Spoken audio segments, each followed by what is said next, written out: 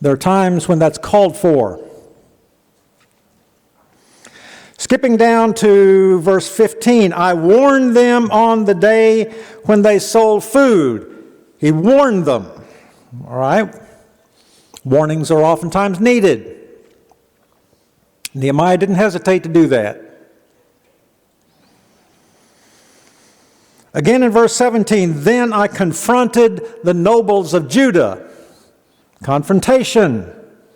Okay? In verse 21, but I warned them and said to them, why do you lodge outside the wall? If you do so again, I'll lay hands on you. Listen to that. I'll lay hands on you. All right. That's tough. In verse 25, and I confronted them and cursed them. Wow. And beat some of them and pulled out their hair. And I made them take an oath in the name of God, saying, you shall not give your daughters to your sons, to their sons, that is, or take their daughters for your sons or for yourselves. There's a context behind that statement. We'll get into that in all-comers class. You're curious? Be there.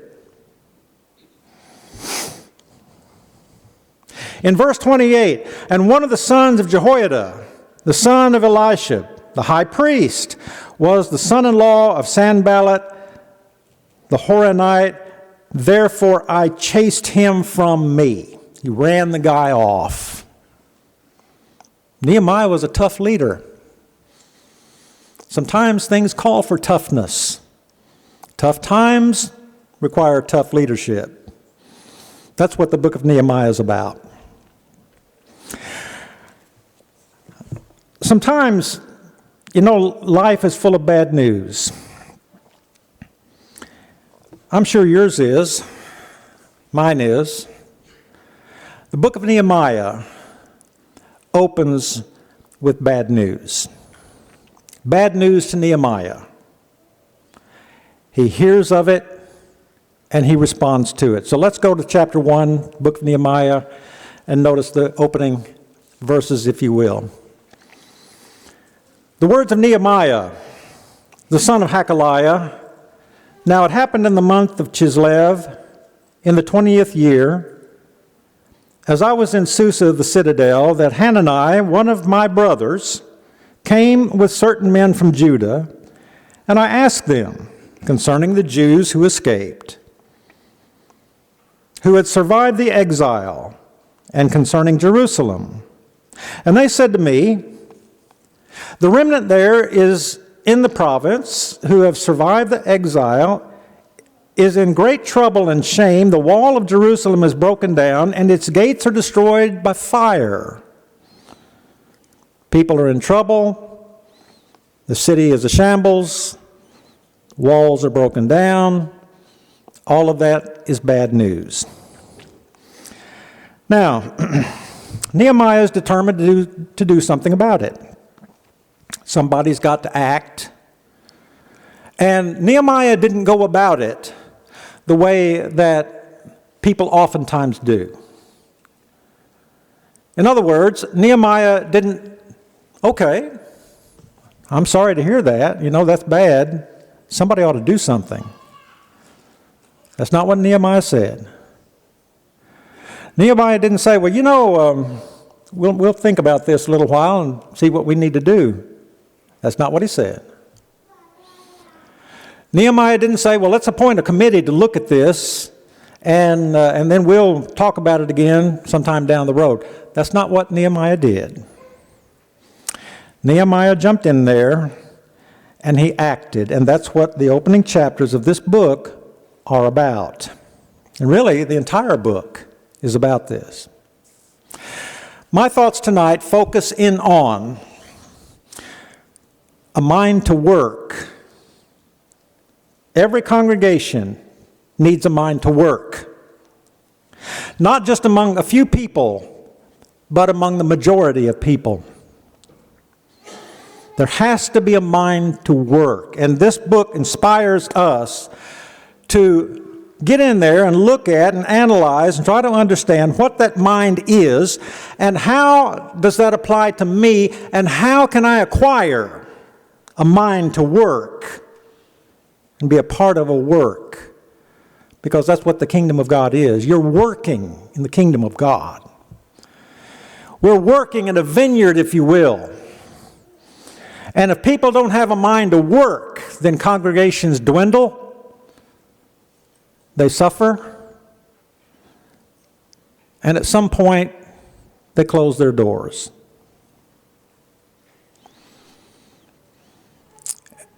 And that's the last thing that anybody wants. The people in Nehemiah chapter 4, in verses 1 through 6, had a mind to work. Now, I'm going to draw your attention to that. We'll get there in just a few minutes. But what I want us to try to understand is what's involved in a mind to work. How do you get there? And if you're to have it, how do you show it? In other words, what does it look like to have a mind to work? Here's the first thought. A mind to work begins with prayer, and it continues with prayer. I mentioned to you a minute ago that Nehemiah was a man of prayer. And one of the things that will jump out to us and impress us in our study of this book, not only tonight, but also in All-Comers class, and especially in All-Comers class, is the emphasis on prayer that runs through this book. Nehemiah was a man of prayer, and a mind to work begins with prayer.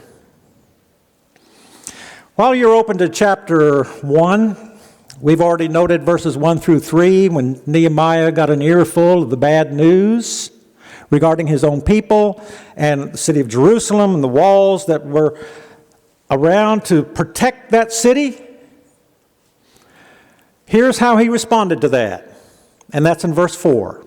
Chapter 1, verse 4. As soon as I heard these words, I sat down and wept. A grown man wept, mourned for days. And I continued fasting and praying before the God of heaven. Have you ever fasted and prayed? Do we ever do that? Has anything ever happened in your life that has prompted you to fast and pray?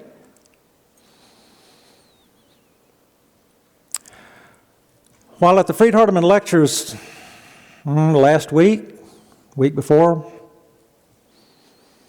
I met with my college roommate. Hadn't seen him in over 40 years. We were roommates 50 years ago. A few years ago, his wife was diagnosed with cancer. Very serious, very aggressive, as Kathy's. Not the same type, but cancer.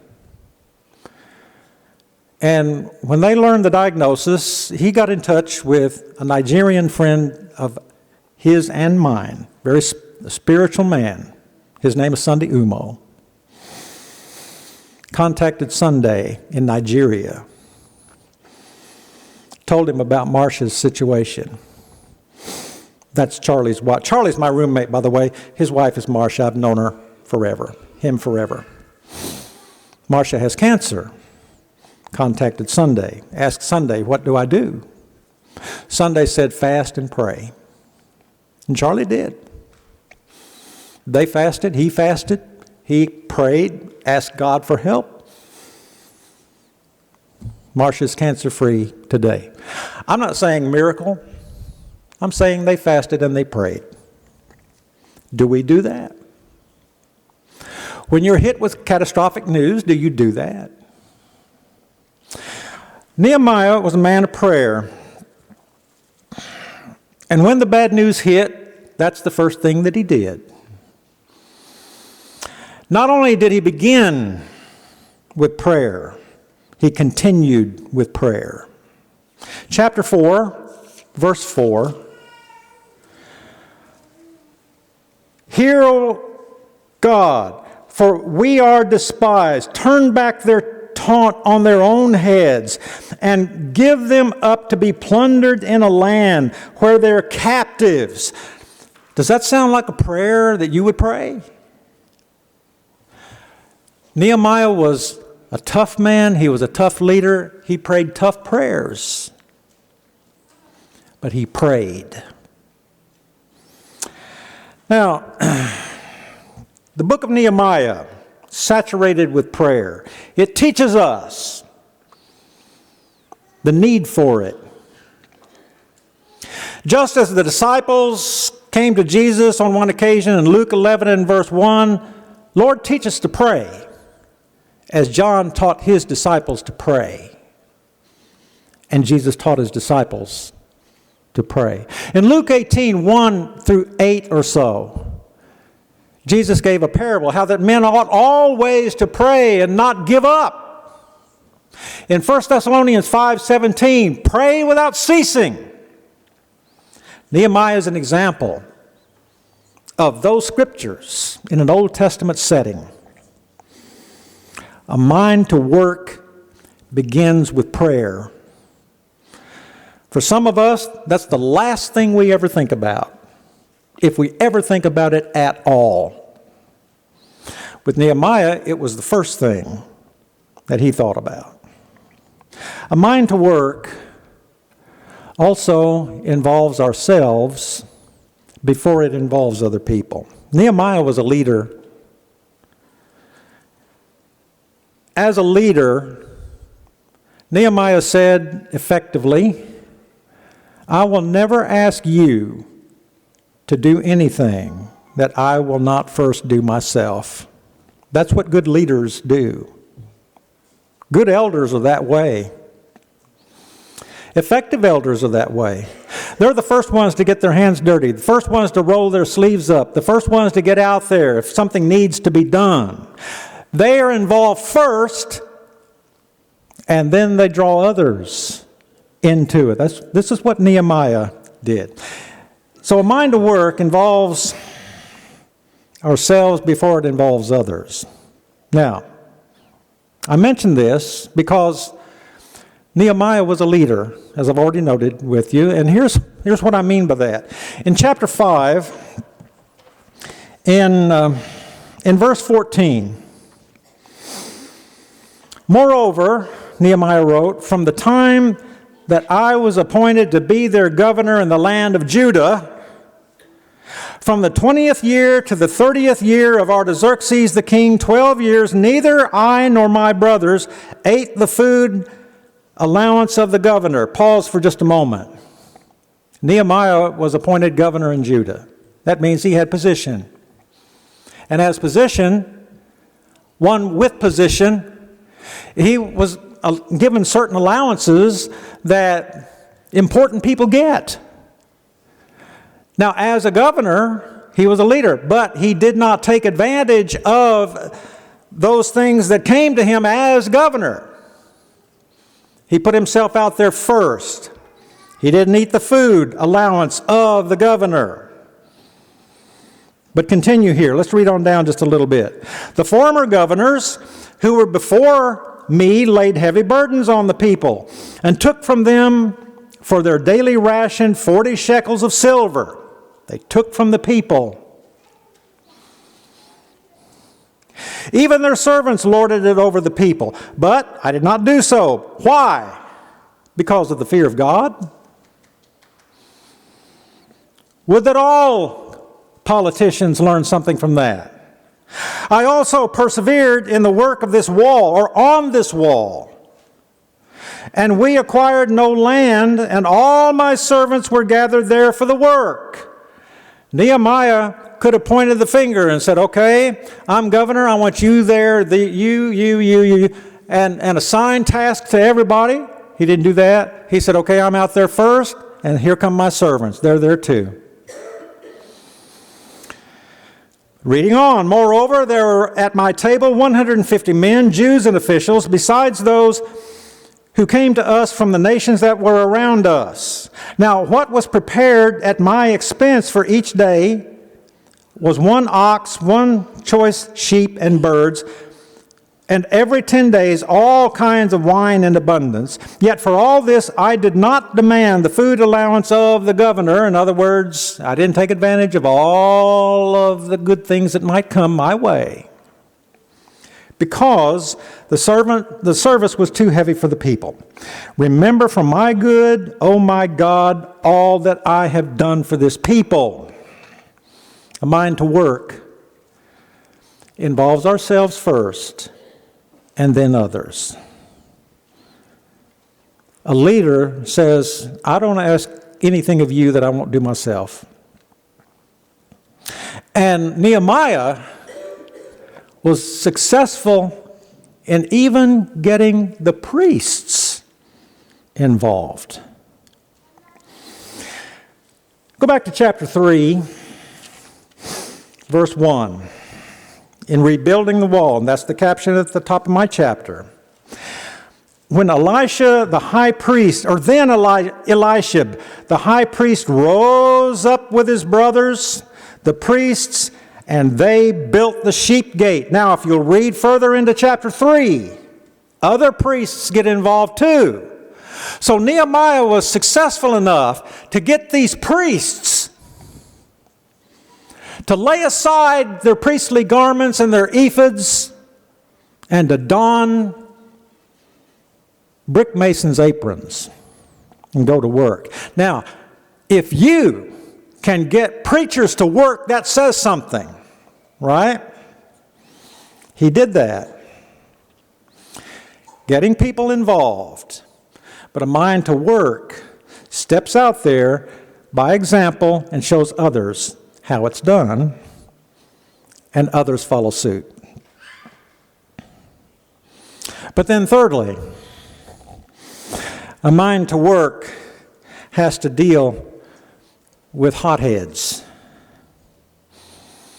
A mind to work very often, if not always, comes up against criticism. And a mind to work will move ahead despite criticism. Now, criticism in and of itself is a separate study. I understand. Sometimes it's justified. It's deserved. I know. But sometimes it's not justified. And it is not deserved. But that mind to work that is found here in Nehemiah presses on despite the criticism, and they receive plenty of it. All right? Now, sometimes that criticism came from within their own ranks. Their own people were not behind the work. Look at chapter 3, verse 5. Talking about, in chapter 3, Nehemiah names the people who were responsible for certain parts of rebuilding those walls. In verse 5, and next to them, the Tekoites repaired, but the nobles would not stoop to serve their Lord. All right, here are people who are working, but the nobles. Who are the nobles? These were the leaders of the towns. These were their officials. Nehemiah, in his own unique way, said these nobles, these big shots, would not stoop to serve the Lord. You'd probably word it that way. We might say these people wouldn't lift a finger. Essentially, that's what Nehemiah is saying. So, some of their own people were not even behind this. So, criticism comes often from within our own ranks. And very often, criticism comes from people on the outside. And that's where a lot of the criticism against Nehemiah and against his workers, that's where it came from the outside. So, this takes us to chapter 4. This leads us up to our text. We begin with chapter 4, verse 1. Now when Sanballat heard that we were building the wall, he was angry, greatly enraged, and he jeered at the Jews, and he said in the presence of his brothers and of the army of Samaria, "What are these feeble Jews doing? Will they restore it for themselves? Will they sacrifice? Will they finish it up in a day? Will they revive the stones out of the heaps of rubbish? And burned ones at that?" Kind of gives you an idea of how things looked. Tobiah the Ammonite was beside him, and he said, "Oh, yes, what they're building, if a fox goes up on it, they'll break down their stone wall. Hear, O our God, for we are despised." Nehemiah is praying now. "Turn back their taunt upon their heads. Give them up to be plundered in a land where they are captives. Do not cover their guilt. Let not their sin be blotted out from your sight. For they have provoked you to anger in the presence of the builders." So we built the wall, and the wall was joined together to half its height, for the people had a mind to work. Now we get to the text. People had a mind to work. A spirit and a resolve. Resolution and determination to work. To actually get in there and get involved. Now, here's how Nehemiah dealt with that mind to work. He prayed. He prayed about the opposition, the criticism, the enemies. He prayed for his people. He prayed. Not only that, but he worked. The people had a mind to work. Nehemiah had a mind. He inspired others to do the same thing. And he encouraged all along the way. Look at verse 14. Same chapter.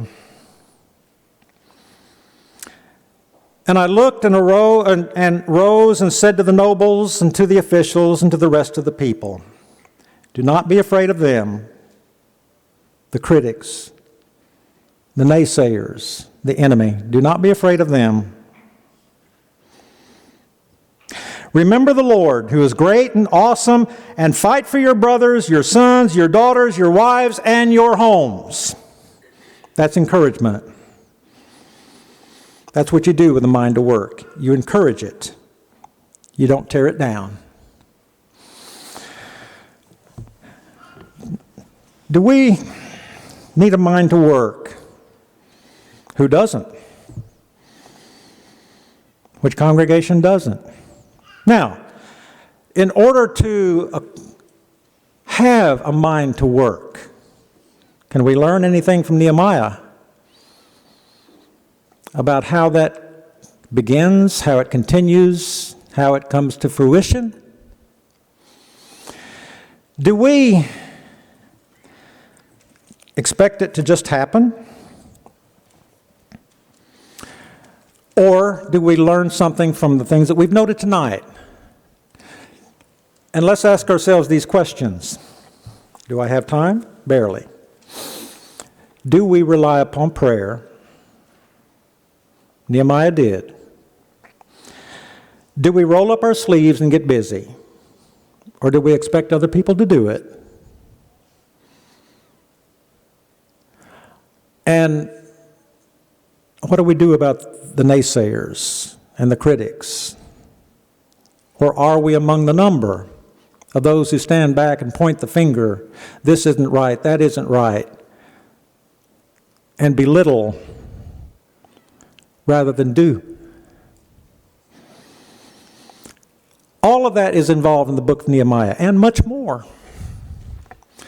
And I see this book as something that helps me as a person. It helps you. It helps us as a congregation, because every church needs this mind to work. And it involves prayer. It involves hardship. It involves activity and all of that. stands out.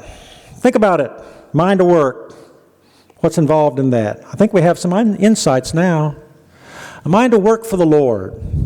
Sam used the song, a worker for the Lord. Absolutely. But you got to be on his team in order to be a part of it. Think about it tonight and your involvement, your part in the kingdom, to obey the gospel, to be restored, come back. Who doesn't need to be restored? That's what the book of Nehemiah is about. Think about these things while we stand and sing to him.